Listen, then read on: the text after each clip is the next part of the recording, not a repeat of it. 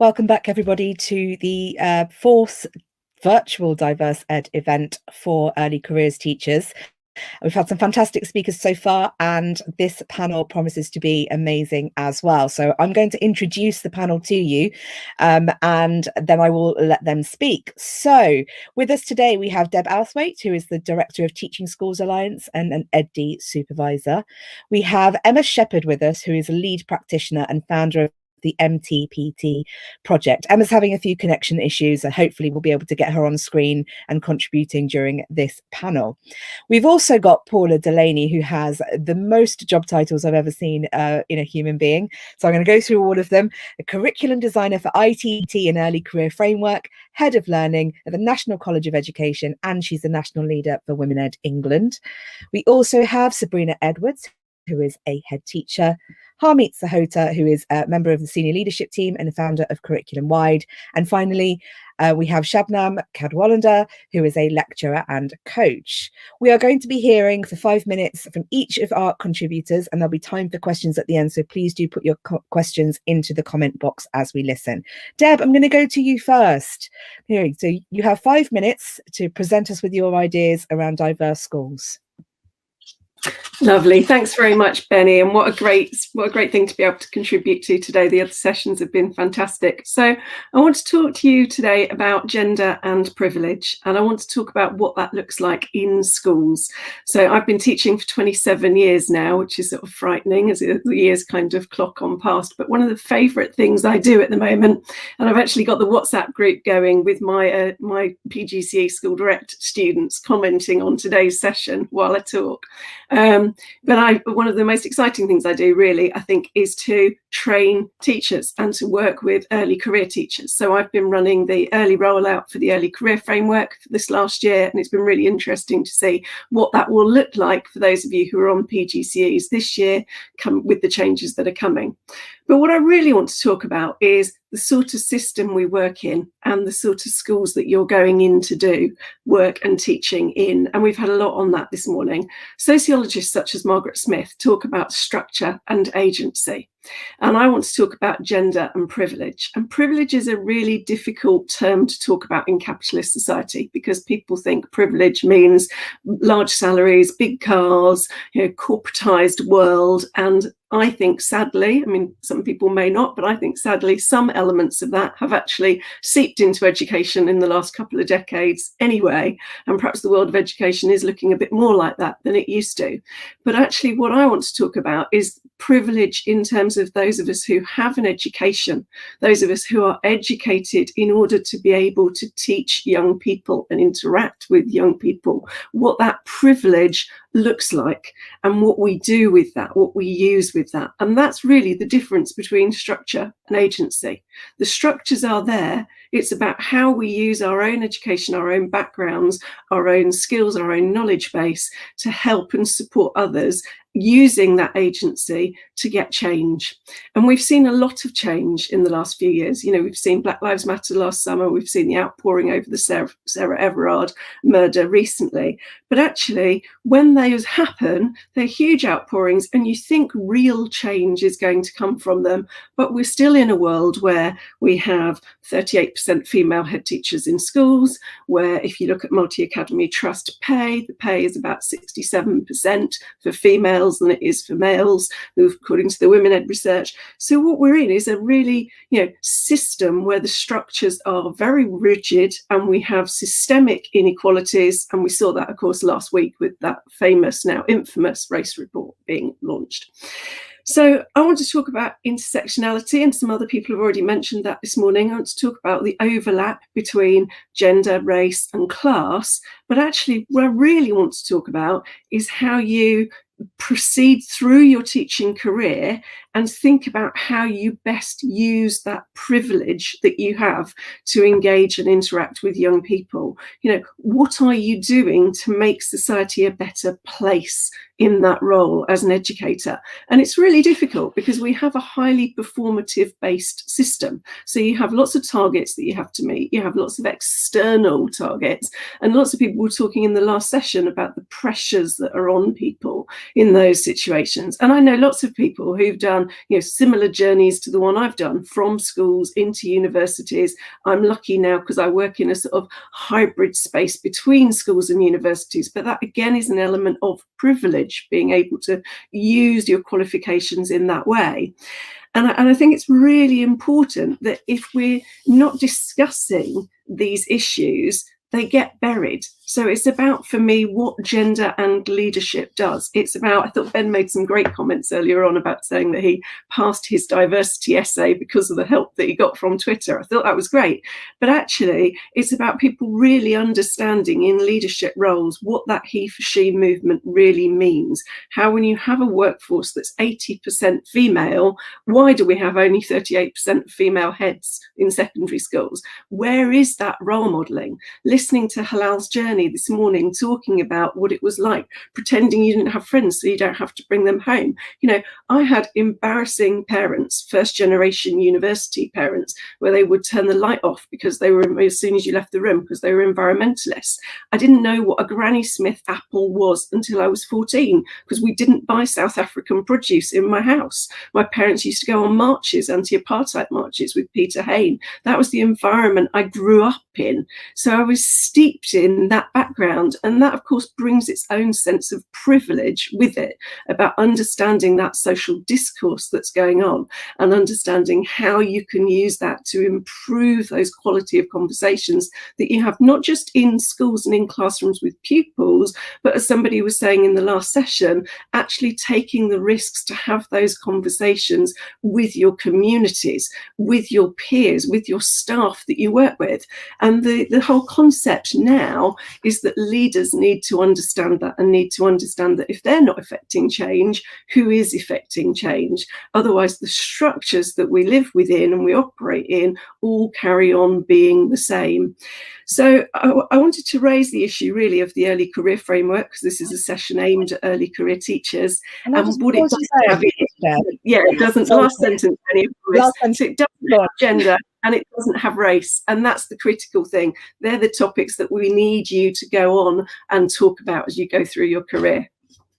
Thank you. I was a bit premature, but I didn't know how long you were going to carry on. So I've got speakers. So thank you, Deb, for that brilliant start. So I'm going to move over now to Emma, who I'm thinking has resolved the connection issues, but we will be careful about it. Yeah, we made it in and out. It's always the wrong moments that the internet messes up. So hopefully, can you just give me a nod if you can hear me and that I'm all okay? Brilliant. So thank you for having me. Firstly, my name is Emma Sheppard, and I'm the founder of an organisation called the Maternity Teacher Paternity Teacher Project, which is UK's charity for parent teachers. I'm also a lead practitioner in South London, and part of my responsibility for the last 7 years has been our early careers teachers, so our ITT, Schools Direct, Teach First and PGCE students. So a lot of the stuff that I do in my school role informs my MTPT project role, and I love seeing the similarities between the things that we talk about when we're talking about parents, CPD and parental leave, and our early career teachers in the classroom on the ground beginning their craft. Because I think sometimes we can see it as a bit of a disparate audience. So young people maybe, or career changers who are at the very beginning of their career, versus teachers who are getting to the stage where they're thinking of beginning families or starting families for the first time.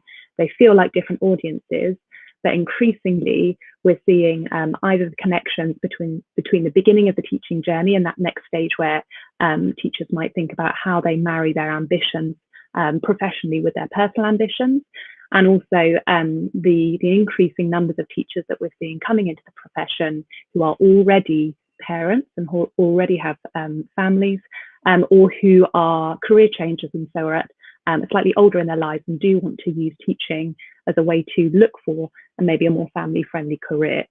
So I'm more and more seeing that early career teachers and the MTPT project community are not separate, but there are lots and lots of connections between them. So I think today I'm talking to those early, younger teachers, as you were. I can say that now that I'm a little bit older, I can refer to people who are younger than me, who have maybe just come into teaching straight away from university, or are sort of in their early 20s and looking at teaching as a profession. And what I really hope to do in the next 3.5 minutes is encourage you not to leave before you leave. So that's a phrase taken from the Sheryl Sandberg book, Lean In. And she has an anecdote where she is talking to a younger colleague who wants some mentoring around how to balance career and family. And this colleague hasn't even got a boyfriend or a partner, and isn't even at the stage where she can think about having children yet, but she's already considering that there's an either or scenario coming up to her. And I think our big message at the MTPG project is that both parenting and teaching are enriching professional identities and personal identities, and it is absolutely possible to do both. So if you don't have children, don't want children right now, can't imagine having children any time in the future, or are sort of thinking forwards and thinking, how do I do both? Then hopefully some of the examples that I'll be able to give you will inspire you in that way. Now, it's important to have this conversation, even if you are in your PGCE year or in your NQT year, simply because if you look up currently in your school system, I imagine that you will not see many parents with young children, or if you do, you are more likely to see fathers with younger children, single people, or people who don't have children yet, or mothers with slightly older children, so sort of older primary or secondary children. So there's a dearth at the minute of senior leaders who have small families or are around the pregnancy and maternity period. And the idea of being in a senior leadership position and thinking about families can often be something that we just don't physically see. And we've heard a lot of the statistics about head teachers and the gender divide between head teachers today. But what's also very interesting is that only 60% of the head teachers who are women are mothers, whereas 90% of the head teachers who are male head teachers are fathers. So it's much easier to be a head teacher and a father currently than a mother and a head teacher. So some of the myths I would like to bust to begin moving that wave are the following. So I'm literally going to list them. So there's a myth that we can't progress and plan a family. Our Hertfordshire representative has just bust that myth by interviewing and getting a promoted position whilst 8 months pregnant and having her second child 2 days later. So well done, Tess. There's a myth that we can't parent and work full time. I did that for 3.5 years over 2 maternity leaves, so I bust that myth. There's a myth that we can't be a head teacher and a mother. Well, Bex Kramer of Reach Academy Feltham has taken 2 maternity leaves whilst a head teacher and done those really well with shared parental leave with her husband, Max. There's a myth that fathers can't be involved in their children's early years because there's no flexible working arrangements available to men. Well, Adrian Bethune, who is now a published author, worked part-time over his 2 children when they came into the world, so that he could be more present for them at home. We can't go through the adoption process or fertility treatment as teachers. Well, our adoption advocate and our IVF advocate, Nicola Mooney and Alex Mason, challenge that. They've both become parents through very different processes whilst also enjoying teaching. And then the myth that we can't marry some of our maybe cultural expectations around motherhood or womanhood or parenthood with our choices as parents. And our advocate from West London, Cherish Osman, shows that she can have a strong identity according to her cultural expectations and parent and work in the way that she wants to. Okay, I'm going to pause you there, Emma. I literally listened to you all day. That myth busting is absolutely brilliant. It was really interesting to hear that list and just, real examples of how it can be done, and hopefully we'll be able to pick some of this up in the chat later. Okay, thank you. We're going to move over to Paula now. Paula, your 5 minutes. So much to talk about, so little time for everyone. I want to talk about labelling, stereotyping and self-fulfilling prophecies this morning. And I suppose, coming from my background, I became quite aware of this when I was at secondary school. So I come from a disadvantaged area, low aspirations for pupils. And I sat outside a job interview and I overheard the conversation about my CV, where it was, how has she gone to that school and still managed to get to university? And yet here I am. I come from a working class background. I grew up in benefits. I went to university through an access scholarship, and because some of the teachers saw beyond those labels and stereotypes, they worked to ensure that I had those opportunities. And you might think, well, we have standard 1 in the early career framework. It tells us to set high expectations, so that would never happen here. But when I was working on the early career framework and developing the curriculum, I often wondered, whose expectations? What does that actually mean? And it tells us about, like, to know that teachers can affect and improve well-being, that they're role models, that they influence attitudes. But when you look at know how to, it focuses on behaviour management, rules, routines, rewards, sanctions. And actually, I think that what we're missing is know that a teacher's beliefs and values will impact the expectations that they set in their classroom. And we need to know how to reflect on those beliefs and values, assess the impact they have on those expectations, and address them accordingly, and be willing to be honest with yourself. We need to really understand the impact that our behaviours will have on our pupils. So labelling theory theorises that our behaviour is defined in terms of labels that society attaches to them and how they're actually perceived by others. And we've often heard of label the behaviour, not the child, and that's what we try to do. It's like that behaviour is and not you are. But be cautious of those labels, because I've heard in staff rooms pupils being labelled as not worth the effort or being a waste of space. Or we have heard recently of labelling physical characteristics such as natural hair as being deviant and against the school rules. When we think about stereotypes, it's that overgeneralization, the belief about a particular category of people. It's an expectation that might be about every person from that particular group. I've heard, let's teach Afro-Caribbean boys using rap because they'll understand that. Or boys will be motivated if we introduce competition into the classroom. So labels and stereotypes refer to individuals and groups in a simplified way that make assumptions. We need to be cautious of them when we're actually planning and teaching in our classrooms, because what they lead to are self-fulfilling prophecies. And self-fulfilling prophecy theory, you might have heard of it as Pygmalion effect. It's that idea that high expectations will result in achieving that desired results. Likewise, those teacher expectations can be a self-fulfilling prophecy for our pupils. And there's lots of research into labelling and self-fulfilling prophecies, starting in the 1960s, and the impact that teachers' beliefs and pupil outcomes will have on their pupils. So I was once at a school where the results were around 50% A start to C, and the head teacher voiced her belief that given the pupils' backgrounds and the context we were in, that was okay. We were doing all right. However, new head teacher came in no uncertain terms, told us in our first day that collectively we could do a lot better and our pupils deserved better. Within 2 to 3 years, we were around the 80% A start to C mark. We'd eradicated almost the pupil premium gap, and I was glad to be leading the subject that was the first to do that. And we were in the top 10% of state schools for pupils in the country. And that's the difference that those beliefs and values can make. So what does that actually mean in the classroom then? Well, what I would say as teachers, it's one thing to set high expectations, but you need to articulate it and communicate that to your pupils. Acknowledge that there is a challenge when you're teaching. Express that something's difficult, but that your pupils can be successful and that you believe that they can be successful. Identify how they can be successful, guide them to the different resources you have, the different toolbox of knowledge, and voice your belief that pupils that can be successful, but maybe not straight away. However, it might not be enough just to voice the desire to succeed. You need to align your words and actions. Provide pupils with the tools to be successful. Make sure that you actually truly believe what you're saying and be consistent in your words and actions. No one will see true scripting and playing lip service to something quicker than a young person. And nobody, I was a secondary school teacher, nobody will call you out quicker on BS like that quicker than a pupil will. And it will impact the trust and the relationship that you have. So try and incorporate that into your planning and your attitude and your beliefs. Really reflect on them and think about how your beliefs and values are impacting your pupils and their outcomes. Thank you so much, Paula. Really, really powerful, particularly when we think about those challenging stereotypes, and I'm sure we'll pick up on that a bit later as well.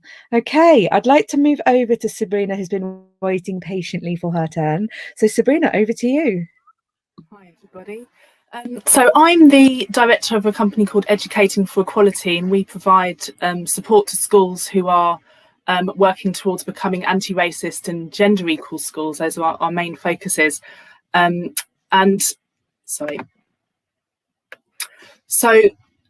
the main purpose really of anti-racism in schools, I feel it has to start with the leaders of the school. And I really do believe that everybody who works in a school, regardless of your role, is a leader of some sort. So it doesn't necessarily mean just the senior leadership team, but it really does have to start with them. We can't really fully support the positive identity of the children in our care if we as the adults haven't taken the time to examine and fully understand our own. So taking that time to reflect on how we've internalized oppression and superiority in those core social identity categories is a really important task.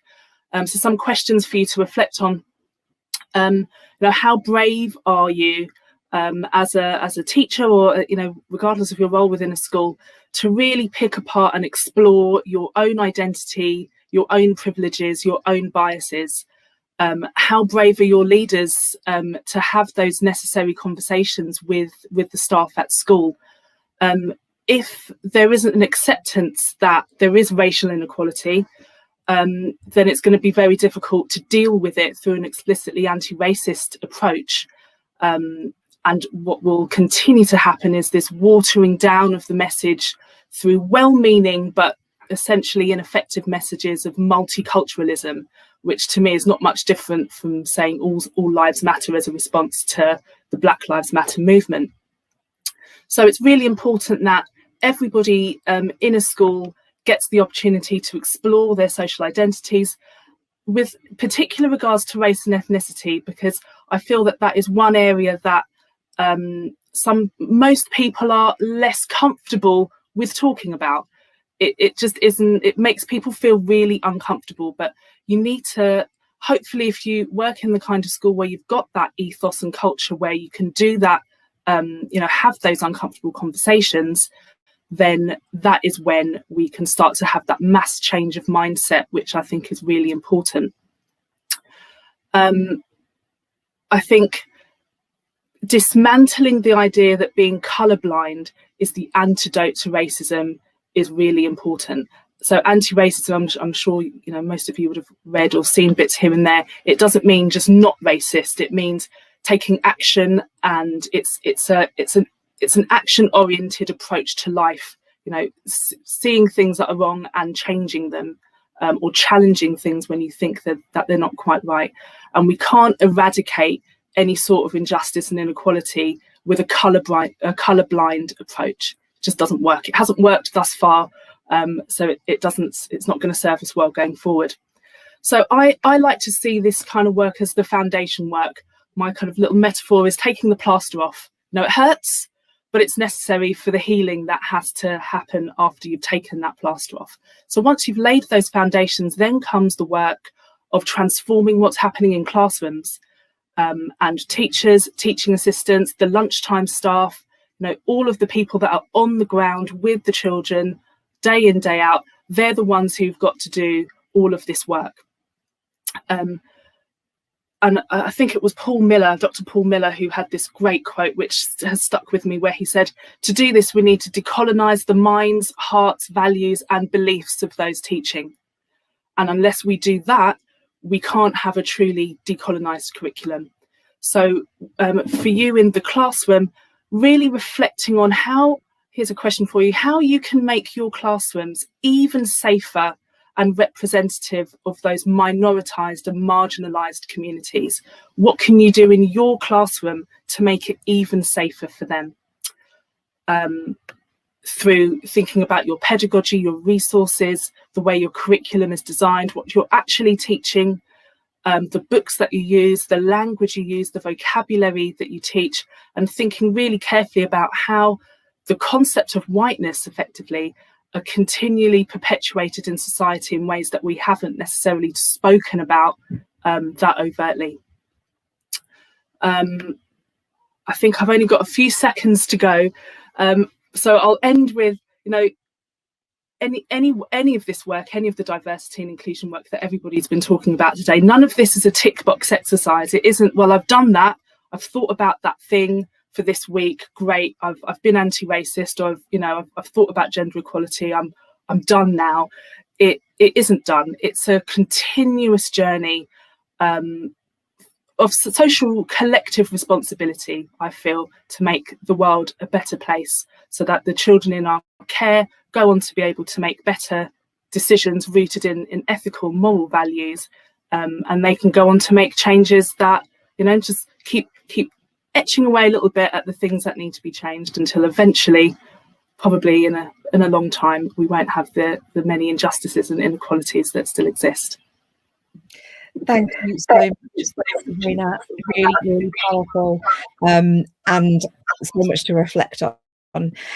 Okay, so next up we have Harmeet from one of our partner organisations, the Global Equality Collective, who do huge amounts of work on gender equality and equality generally. And we're really pleased to have you here today, Harmeet. Go for it, 5 minutes. Hello. So yeah, my name's Harmeet Sahota, and I'm here today to represent the Global Equality Collective, GEC. I've been on SLT now for 11 years. I'm a Google trainer, Google innovator, and EdTech Demo regional lead, and also the founder of Curriculum-Wide. The reason I joined GEC is because of their passion behind the way they support leaders to become experts at achieving diversity, equality, and inclusion in schools and organisations. Their framework is centered around the 9 characteristics of the Equality Act and socio-economic status. The global equality approach based around inclusion really aligns with the values of Curriculum-Wide. Within the GEC, there's a really strong voice and network, and they have a simple to use app that allows you to benchmark and see where you are as an organization with diversity, equality, and inclusion. With the app, you get a simple self-assessment that provides you a 360-degree view of your equality and inclusion status and helps you to focus on areas of development. You also get lots of interesting blogs, articles, and CPD when you sign up to the GEC. I really do think as senior leaders, it's important to practice what we preach. We often deliver strong messages about diversity in assemblies, but do we do the same for all of our staff and organisation? Diversity and inclusion are always topical points in the media, but often for the wrong reasons. You only need to look at the reports this week. And I think as leaders, it's important to be proactive rather than reactive, and we need to support all of our staff. So being part of the collective is a network, and they help amplify the positive work you're doing. And that leads me to talk about Curriculum-Wide. In 2012, when I was in charge of curriculum, I had approximately 40-50 pupils who were struggling with accessing mainstream curriculum. We engaged with a fantastic young apprentice program and had students completing 4 to 8 hours of motor mechanics, construction and hairdressing on and off site, alongside completing 50 hours of work experience to achieve the YA award in their own time. All of the courses were extremely successful with a 100% pass rate for all participants, and also incentivized those students to do well in other subject areas. This includes a student of mine who was at risk of exclusion, and he secured an apprenticeship with Ferrari. And another student was named Vauxhall Apprentice of the Year, all as a result of the motor mechanics course. Without this pathway, there would not have been this success story, sense of achievement, pride and ambition. Government reforms in 2014 and the intro of the EBAC led to all of those courses being dropped. Students who are already struggling with mainstream education were forced to participate in EBAC subjects to support school performance league tables, opposed to studying more accessible vocational courses they could be successful in. Following the introduction of the EBAC, the number of fixed period exclusions have risen from 239,240 in 2014 to 438,300 in 2018-19. That's an 83% rise over 5 years.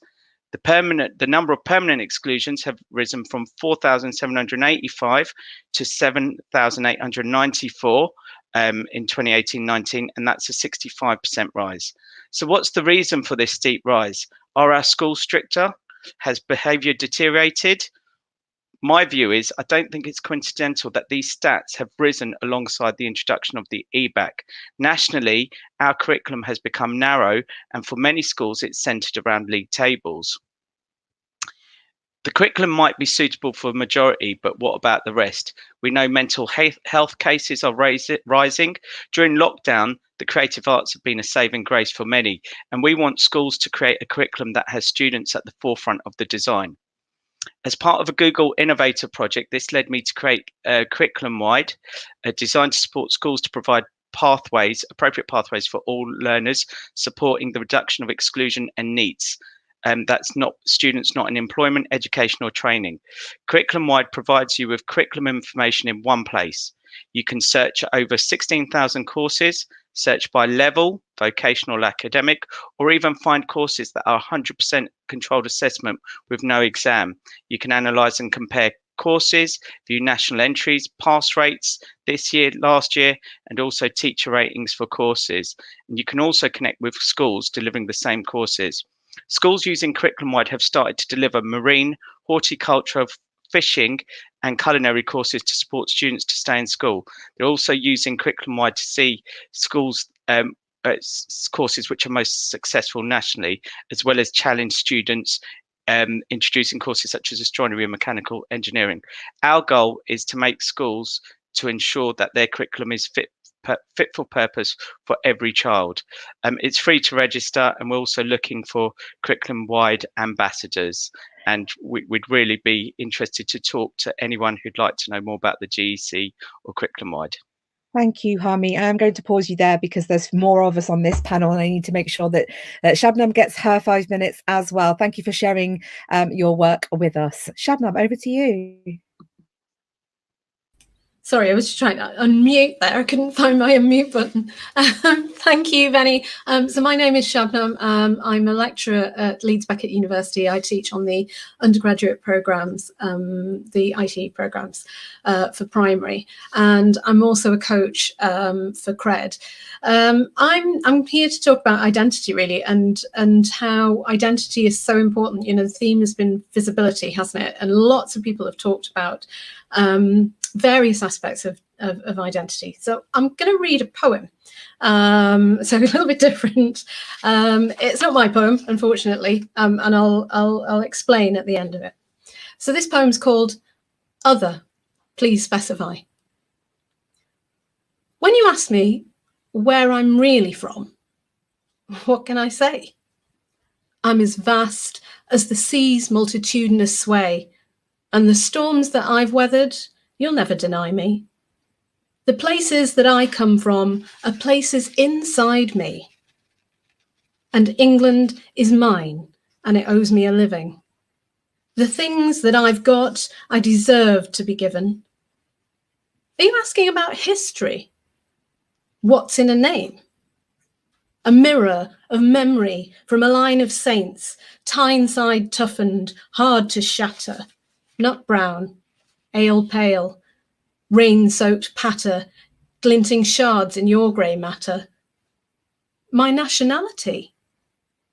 To round it down, I'm Welsh, Scots, English, Irish and brown, with a Persian name, handed like recipes down from Bengali grandparents in a northern town.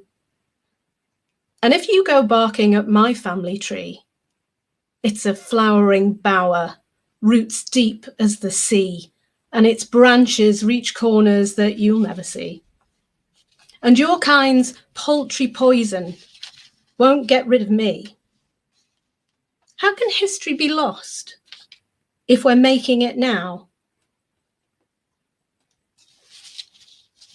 Passing slave owners off with the sweat of our brow, but I won't tick your boxes when making my mark.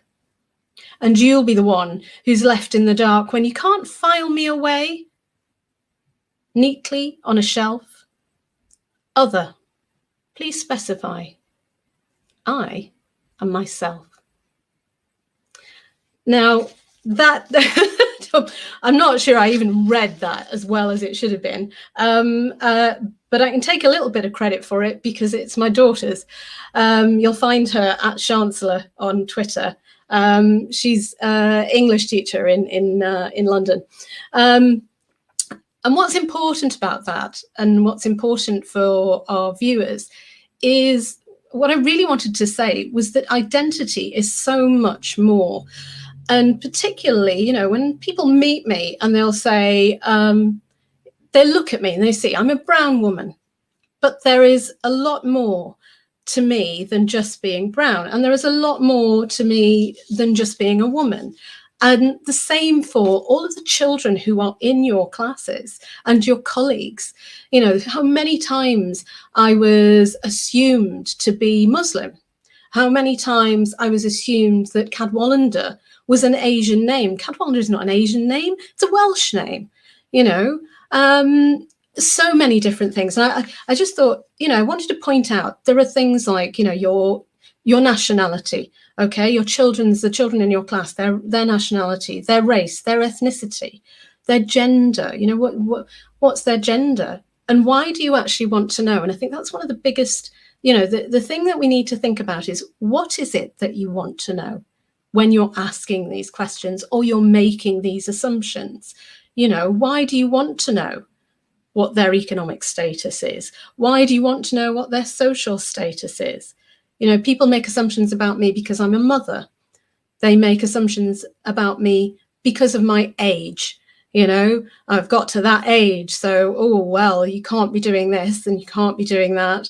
It was really interesting that, Paula, you were talking about the teacher standards, you know, and about how people, how teachers can make assumptions about pupils in their class. And I think that this is, again, all down to identity and about deep culture, because assuming that somebody, for example, so, you know, that I'm brown, I'm British, I have Bangladeshi heritage, and people used to assume one thing of me in the classroom, that I was going to be a certain way. But even if you took another British Bangladeshi woman, you know, who was brought up in the 70s, their experience is not going to be the same as mine, you know. So things like, you know, putting saris and having samosas on a day in school and thinking, well, I'm addressing this need, this diversity, isn't necessarily the case. And the important thing that we've got to remember is that you've got to consider that individual identity, their deep culture, what's going on in their house, in their home, in their family, because it won't be the same. Thank you, Shabnam. So powerful. We've had so many comments about the poem. I really do hope that you'll share it with us and allow us to put that up and credit your daughter with that work, because I think it's really struck a chord with people. I'm going to hand over to Hannah now for questions. We've got a few minutes left, so Hannah, go for it. Emma, sorry to come to you first. I know that poem really hit your heart, but you're my first person I want to direct a question at. That stat about not only the number of female heads, but the number of female heads who have got children really has caused some ripples on Twitter. And I know we've got the flexible hubs being announced on April the 19th. Do you mean anything that the early career teachers need to know about the system and flexible working that you can signpost them to? Yeah, so firstly, I had got teary because I'm an English teacher. Gosh, that poem really tingled me. So thank you for sharing it, Shabnam. So I think with the whole idea of flexibility is a fantastic solution for a whole range of life things that throw up, and parenthood is just one of them. But equally, wanting to pursue other interests, wanting to study, wanting to avoid burnout, wanting to be able to book your dental appointments on a day that isn't in the holidays. So I think for early career teachers, the idea of flexible working, you do not have to wait to work flexibly until you have a very concrete baby-shaped reason to do so. And actually normalizing flexible working to make teaching a sustainable profession. If you want to work 4 days a week, why not have that conversation now and negotiate that? If you want to train flexibly, why not have that conversation with your ITT provider and see if that's an option for you, so that you are not doing what I think 30% of our early career teachers do and burning out within 5 years, and not even getting to the point where you can even consider parenthood because you're already out of the system. And I think flexible working is becoming increasingly a model that we are embracing as an education profession. And if that's a choice for you, then that's your choice. And there's no sort of shame, or there's no, not doing the job properly if you're thinking, I want to do 3 days a week or 4 days a week, I can afford it. And on the other 2 or 1 day or 3 days a week, I want to do something else with my time, whether that's baby shaped or not. Brilliant, Emma, thank you. And I'm going to come to you next, Sabrina, because you talked about kind of like the leadership commitment to diversity, equity, inclusion, but also underpinning that, the kind of the culture of our schools. And when you were quoting Professor Paul Miller, like, I love that expression about decolonizing the heart and decolonizing the mind. Could you just explain to our audience who might not have heard that before, what do you mean by that phrase? So by decolonizing your heart's mind, your values, your beliefs, it's really about dissecting and trying to have a better understanding of why you have the beliefs and values that you do, where they've come from, where has the idea of what is valued come from, who made the decisions about what is valuable and what is the norm, and therefore what other is. So it's about taking that time to really reflect on where your beliefs have come from, where your values have come from, so that you can kind of work out whether you need to start to reevaluate those values and beliefs and start to incorporate some new ideas into your belief system, really. Thank you, Sabrina. And Paula, I'm going to come to you because you spoke about belief systems, and one of the expressions you used was about alignment between words and actions. And when we think about the attrition data for early career teachers, do you think that perhaps one of the barriers is actually that they realise they're not aligned with the system, they're not in the right school, and that alignment of their purpose and their mission and their values isn't in the system? So what's your advice to the early career teachers about finding values alignment in their school choices? Yeah, I think it might be, a lot of it might be down to disillusionment, that you go into the profession with a very set of beliefs and values and what you want to achieve. So I would say looking at the school's website is the first step, and I know that's what we always say, but look at the behaviour policies they have. Look at what they're defining as being the norm and what is being defined as acceptable. And think about, like, what does that really say? Like I mentioned, kind of, we're all probably aware of a quite recent school policy. What does that say about them, about how they align to your values? How do they value diversity, if that's what's in their school behaviour? Look at kind of, and then go to the school as well, visit the school, walk around, and you can tell when you walk into a school what the culture is like, what the values are like. And then try and have those conversations in the staff room. But also I'd say have a look on Twitter and see if there's anyone kind of from that school, see what people are saying, see what people are talking about, what's being presented, what are other people presenting that they're doing within the school. And you get kind of that 360 picture of all those different elements coming together. And it's that gap between policy and practice. What are they saying they're doing and what are they actually doing that you can see?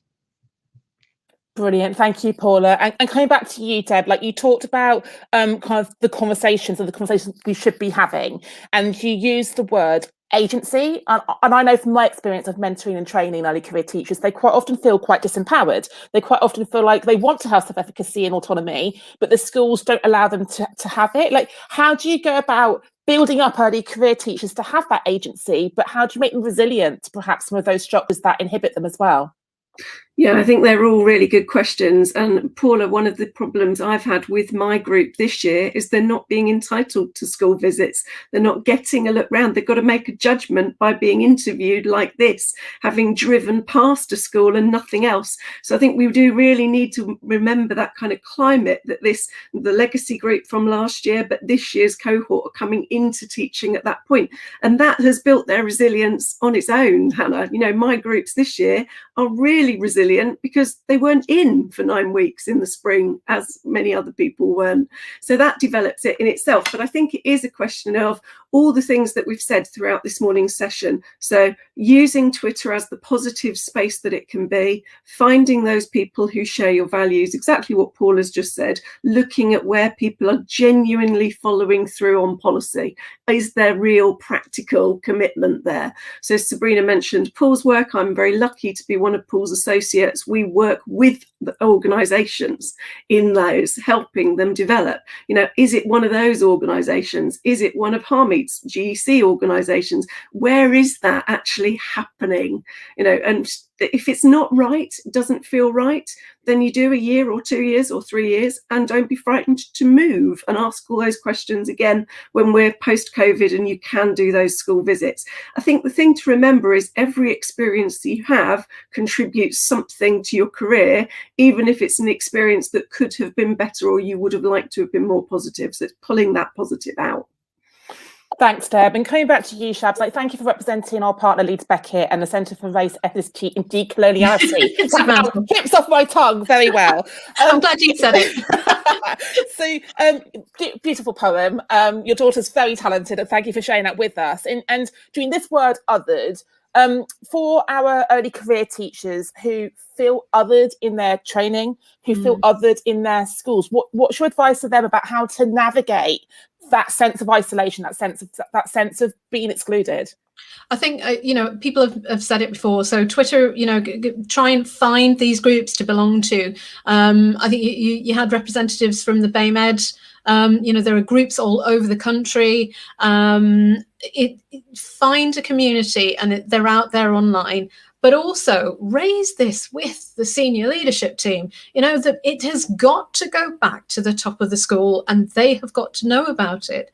And yes, you do feel like you don't hold the power, and use your representatives, your union representatives, speak to somebody. It's so important to be with a union, and find that solidarity from someone to be able to raise your voice, because if you don't say something, then it's just going to keep going on, and it's really important there. Perhaps if you are an early, if you're an NQT, go back to your university and try and get some support from there, because they will always be happy to do that. Thanks, Shabs. And last quick question to Harmeet, who is representing the Global Equality Collective. You referenced student design, student voice in the curriculum. Can you give some tips to the early career teachers about how they go about listening to those diverse student voices to inform their curriculum design, please, Harmeet? Yeah, absolutely. It's about having knowledge of the students and seeing what's out there. We have such a traditional curriculum at the moment, and in terms of your maths, English and science, which is crucial. But what about the other sides, the creative arts? You've got some students who have challenges. If they want to do music, they want to do art, and they want to do textiles, and the options choices don't allow for that. So it's about having knowledge of what the needs are for your students, and also the leadership having that overview as well, and just being a bit more brave and putting those courses on. It's not always that straightforward, because you need the staffing, you need the expertise, but I think it's knowing your students, seeing what their drive and passion is, and for the leadership actually to be open to having those conversations. A member of staff coming saying, can we teach astronomy, can we and it starts with these extracurricular clubs. There's, as an NQT, you're always quite keen to run an area that you're really interested in. So that's where you can start and start small, and then build it from there if there's an interest in and the students have the drive and passion. Thank you so much, Harmeet. I am taking over, Hannah, because we have run over time, and I'm sure that everyone needs a wee and a cup of tea. So I'm going to say thank you to all of our speakers today. Really, really interesting. Lots to think about. And please do keep an eye on your Twitter and some of the comments that are coming up, because there's lots of praise for you. We are going to take a short break, but we're not over today. We've got our panel 5 guests joining us in approximately 10 minutes, and they are fantastic. They are young change makers, a panel of young people who will be talking to us from our collaborative partner Phoenix Education. So we'll see you at 1 o'clock rather.